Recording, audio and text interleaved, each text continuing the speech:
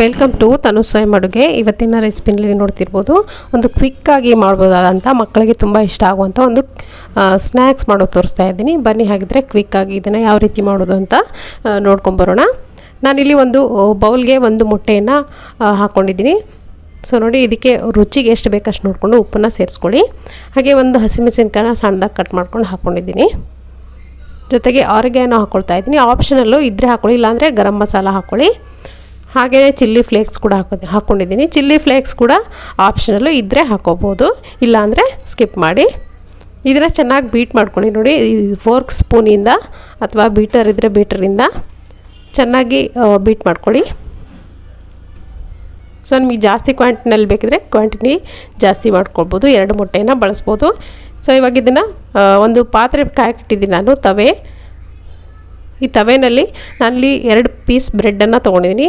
ಎಡ್ಜಸ್ನ ನಾನಿಲ್ಲಿ ಕಟ್ ಮಾಡ್ಕೊಂಡಿದ್ದೀನಿ. ನೀವು ಕಟ್ ಮಾಡೋದು ಇಷ್ಟ ಇಲ್ಲ ಅಂದರೆ ಎಡ್ಜಸ್ ಸಮೇತವಾಗಿಯೇ ಈ ಥರ ಬ್ರೆಡ್ಡನ್ನು 2 ಬದಿನೂ ಚೆನ್ನಾಗಿ ಬೇಯಿಸ್ಕೊಳ್ಳಿ. ಬೆಣ್ಣೆನೋ ಅಥವಾ ಎಣ್ಣೆನೋ ಹಾಕ್ಕೊಂಡು ಚೆನ್ನಾಗಿ ಬೇಯಿಸ್ಕೊಳ್ಳಿ. ಮಕ್ಳಿಗೆ ಮಾಡ್ಕೊಡೋದಾದರೆ ತುಪ್ಪ ಅಥವಾ ಬೆಣ್ಣೆನಲ್ಲಿ ಈ ಥರ 2 ಬದಿನೂ ಫ್ರೈ ಮಾಡ್ಕೊಳ್ಳಿ. ಸೊ ಇವಾಗ ಇಷ್ಟು ಸಾಕು. ನಾನಿಲ್ಲಿ ಇದನ್ನು ತೆಗಿತಾ ಇದ್ದೀನಿ.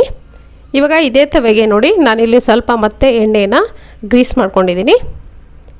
ಈ ಮೊಟ್ಟೆಯನ್ನು ನಾವು ಮಿಕ್ಸ್ ಮಾಡಿ ಇಟ್ಕೊಂಡಿದ್ವಿ, ಅದನ್ನು ಹಾಕ್ಕೊಂಡು ಪೂರ್ತಿಯಾಗಿ ತವೆ ಮೇಲ್ಗಡೆ ಸ್ಪ್ರೆಡ್ ಮಾಡ್ಕೊಳ್ಳಿ. ತವೆ ಪೂರ್ತಿಯಾಗಿ ಸ್ಪ್ರೆಡ್ ಆಗಬೇಕಿದು. ಎಷ್ಟಾಗುತ್ತೋ ಅಷ್ಟು ತೆಳುವಾಗಿ ಸ್ಪ್ರೆಡ್ ಮಾಡ್ಕೊಳ್ಳಿ. ಸೊ ನೋಡಿ, ಪೂರ್ತಿಯಾಗಿ ತವೆ ಸುತ್ತಲೂ ನಾನು ಸ್ಪ್ರೆಡ್ ಮಾಡ್ಕೊಂಡಿದ್ದೀನಿ ಮೊಟ್ಟೆನ. ಮೀಡಿಯಮ್ ಫ್ಲೇಮ್ ಇಟ್ಕೊಂಡು ಇದನ್ನು ಮಾಡ್ಕೊಳ್ಳಿ, ಯಾಕಂದರೆ ಈ ಮೊಟ್ಟೆ ಏನಿದೆ ಬೇಗನೆ ಸೀದೋಗುತ್ತೆ. ಸೊ ಇದನ್ನು ತಿರುಗಿಸಿ ಮತ್ತೊಂದು ಬದಿ ಕೂಡ ಫ್ರೈ ಮಾಡ್ಕೊಳ್ತೀನಿ ನಾನು. ತುಂಬಾ ಸಿಂಪಲ್. ನಿಮಗೆ ಏನು ಕ್ವಿಕ್ಕಾಗಿ ಏನಾದರೂ ಮಾಡಿಕೊಡ್ಬೇಕು ಮಕ್ಕಳಿಗೆ, ಅಥವಾ ನೀವೇ ಏನಾದರೂ ಮಾಡ್ಕೊಳ್ಬೇಕು ಈವ್ನಿಂಗ್ ಸ್ನ್ಯಾಕ್ಸ್ಗೆ ಹಸಿವಾದಾಗ, ಈ ಥರ ನೀವು ಮಾಡ್ಕೊಳ್ಬೋದು. ಮೇಲ್ಗಡೆ ನೋಡಿ, ತಿರುಗಿಸಿ ಹಾಕಿದ್ರ ಮೇಲ್ಗಡೆ ಕೆಚಪ್ನ ಸ್ಪ್ರೆಡ್ ಮಾಡ್ಕೊಂಡಿದ್ದೀನಿ. ಇದ್ರ ಮೇಲ್ಗಡೆ ಒಂದು ಬ್ರೆಡ್ ಸ್ಲೈಸ್ನ ಇಟ್ಟು ಅದ್ರ ಮೇಲ್ಗಡೆ ಒಂದು ಸ್ಲೈಸ್ ಚೀಸನ್ನು ಇಟ್ಟಿದ್ದೀನಿ. ಮೇಲ್ಗಡೆ ಆರಿಗ್ಯಾನೋ ಹಾಕ್ಕೊಂಡಿದ್ದೀನಿ. ಹಾಗೆಯೇ ಚಿಲ್ಲಿ ಫ್ಲೇಕ್ಸ್ ಕೂಡ, ಇದೆಲ್ಲ ಆಪ್ಷನಲ್ಲು ಇದ್ದರೆ ಹಾಕ್ಕೊಳ್ಳಿ. ಚೀಸ್ ಕೂಡ ಆಪ್ಷನಲ್ಲು ಇದ್ದರೆ ಹಾಕ್ಕೊಳ್ಳಿ. ಸೊ ಬ್ರೆಡ್ ಪೀಸ್ಗಳನ್ನು ಇಟ್ಟು ನೋಡಿ, ಈ ಥರ ಒತ್ತಿ ಪ್ರೆಸ್ ಮಾಡಿ ಈ ಮೊಟ್ಟೆ ಏನು ಹಾಕ್ಕೊಂಡಿದ್ದೀವಿ ಆಮ್ಲೆಟ್, ಅದನ್ನು ಈ ಥರ ಫೋಲ್ಡ್ ಮಾಡ್ಕೊಳ್ಳಿ. ಬ್ರೆಡ್ ಯಾವ ಆಕಾರಕ್ಕೆ ಇರುತ್ತೋ ಆ ಆಕಾರಕ್ಕೆ ಇಲ್ಲಿ ಫೋಲ್ಡ್ ಮಾಡ್ಕೊಂಡ್ರೆ ಆಯಿತು. ನಾನಿಲ್ಲಿ ಸ್ಕ್ವೇರ್ ಇದೆಯಲ್ಲ, ಅದಕ್ಕೋಸ್ಕರ ಸ್ಕ್ವೇರ್ ಆಕಾರಕ್ಕೆ ನಾನಿಲ್ಲಿ ಫೋಲ್ಡ್ ಮಾಡ್ಕೊಳ್ತಾ ಇದ್ದೀನಿ. ಈ ಥರ ಡಿಫ್ರೆಂಟಾಗಿ ಮಕ್ಕಳಿಗೆ ಏನಾದರೂ ಮಾಡಿಕೊಡ್ತಾಯಿದ್ರೆ ಆವಾಗ ಇಷ್ಟಪಟ್ಟು ತಿಂತಾರೆ. ನಾರ್ಮಲಾಗಿ ಯಾವಾಗಲೂ ಮಾಡೋ ಥರ ಒಂದೇ ಥರ ಮಾಡಿಕೊಟ್ರೆ ಅಷ್ಟು ಇಷ್ಟಪಟ್ಟು ತಿನ್ನೋದಿಲ್ಲ. ಅದಕ್ಕೋಸ್ಕರ ಈ ಥರ ಏನಾದರೂ ಹೊಸದಾಗಿ ಮಾಡೋದು.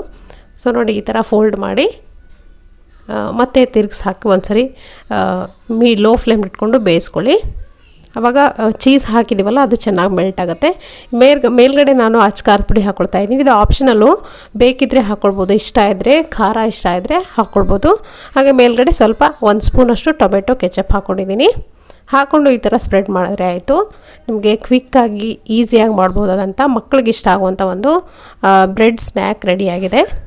ಸೊ ಖಂಡಿತ ಈ ರೆಸಿಪಿ ನಿಮಗೆ ಇಷ್ಟ ಆಗಿದೆ ಇವತ್ತು ಅಂತ ಅಂದ್ಕೊಂಡಿದ್ದೀನಿ. ಇಷ್ಟ ಆಗಿದ್ರೆ ಒಂದು ಲೈಕ್ ಒತ್ತಿ, ಹಾಗೆ ಚಾನಲ್ಗೆ ಸಬ್ಸ್ಕ್ರೈಬ್ ಆಗೋದನ್ನು ಕೂಡ ಮರಿಬೇಡಿ. Thank you.